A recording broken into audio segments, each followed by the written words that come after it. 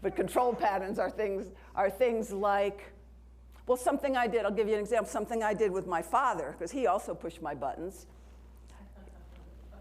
Surprise, right? My father had what we called in my family his temper. So he would flare up.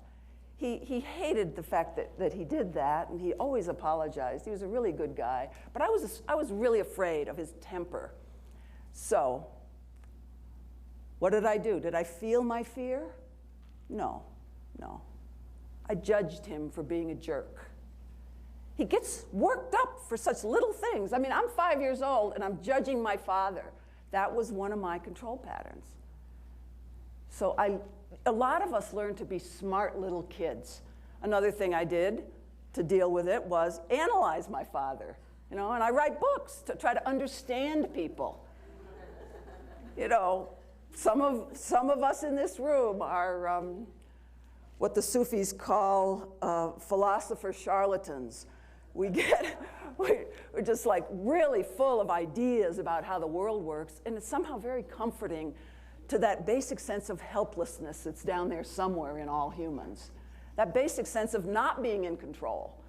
And that's really what I'm selling. I'm selling, in the body of work that I call Getting Real, I'm selling how do we let go of that illusion of control and that illusion that we even need control. That illusion that these defense mechanisms and these strategies, like being able to judge somebody and be smart and know the answers, the illusion that these are actually working, because they're not. They're not. We still have buttons. The buttons didn't go away. The buttons are still running us. We're still going through life with a certain shield between ourselves and the true openness that can happen between two human beings. And it's all because of our fear of pain. And we can heal this fear of pain by going into it little by little by little and feeling it. I'll show you how and talk to you about how in a few minutes. But you have no choice if you're going to be in an adult relationship, because buttons are going to get pushed, that old pain is going to get triggered. So what I'm selling is the idea, why don't we go into this consciously? Why don't we say, I know I've got these buttons, honey, right in the beginning of a relationship, I know I've got these buttons. I come into this with these buttons, like the fear of rejection. So let me ask you, how many of you could relate when I said fear of rejection? How many people know that is there in you? It's just a label, but you guys know about this. Thank you. How about fear of abandonment? That's got a slightly different flavor. Fear that if I'm not nice, they're going to leave me or move away from me. A lot of people who are nice, who have the niceness pattern, fear of abandonment is right in there somewhere. How about fear of being controlled? Like your mate says, why are you cooking those vegetables so long? Thank you. How about a fear of not being heard? That whole thing, not being heard, not being seen, not being understood. That's usually a big one. And I did this game thing last night, and one of the biggest patterns that comes out when people play one of my card games is they have a very hard time speaking what they're feeling and putting a period on the end of the sentence. And just knowing, okay, I said it. I completed what I wanted to communicate. Instead, there's an and then there's another and, or there's a because. Anything after those words might be, I'll just say might be, a control pattern designed to avoid being misunderstood.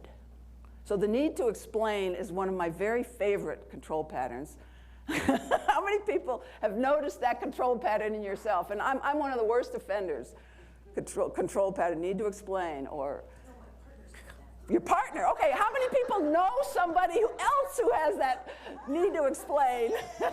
It's so much easier to see it in other people, isn't it? That's another reason why we need intimate relationships. First, we see it in others, then eventually we re-own that projection. So these are relationships are basically it as far as I'm concerned in terms of a grain of sand in which we can see the whole world. Scientists and mystics say you can see the world in a grain of sand. So that's my grain of sand. You can pick other grains of sand like astronomy or microbiology or something like that, but relationships is the one that's kind of got me.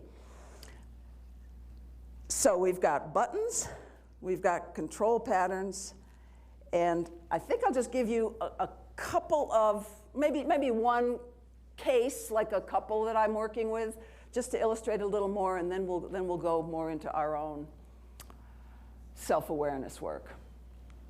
So there's Allison and Dave. So they're sitting in my office, and Allison has a pattern. They're a married couple, newly married couple. Allison has a pattern of whenever Dave will say, I need a timeout or I need some space, that will be incredibly threatening to her. That will push her buttons.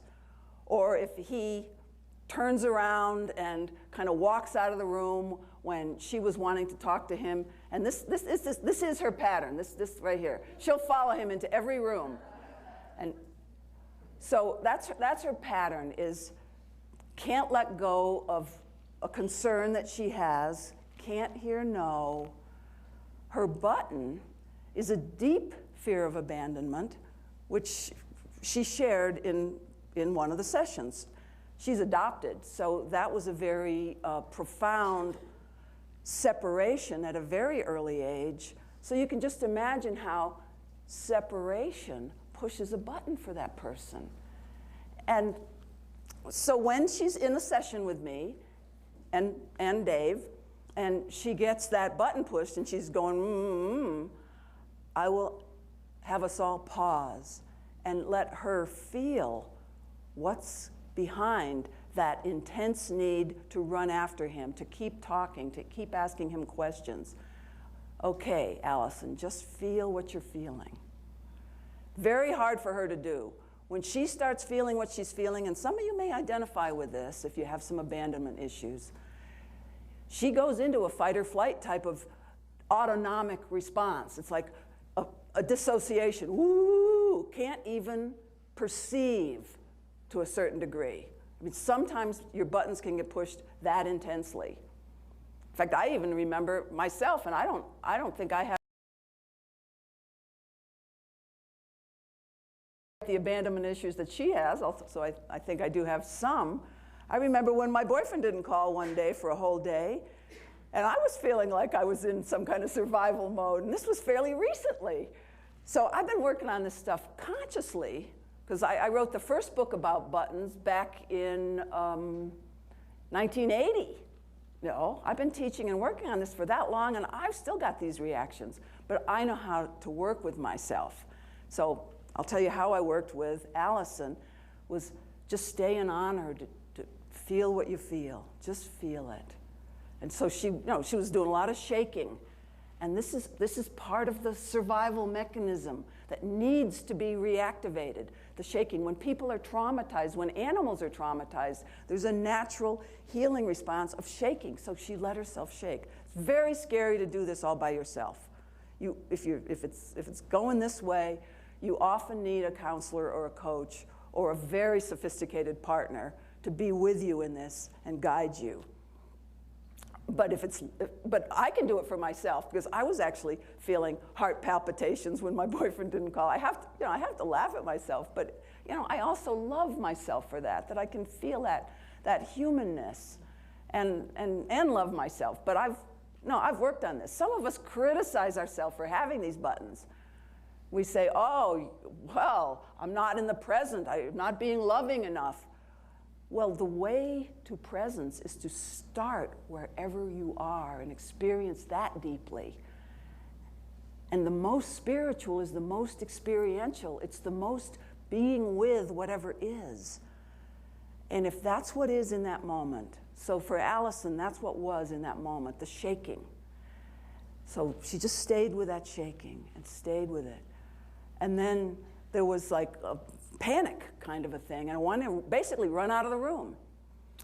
And she just stayed with it and stayed with it. And pretty soon, the shaking led to some deeper feelings, actual feelings of just pain of longing, pain of wanting, pain of like just this, like that. And feeling some kind of emptiness and the pain around that. And being able to experience that, she was also able to tap into what it kind of must have been like to be that very little one. And she was also put in an incubator for 2 weeks to just be there little with nobody coming to touch me, nobody paying attention to me.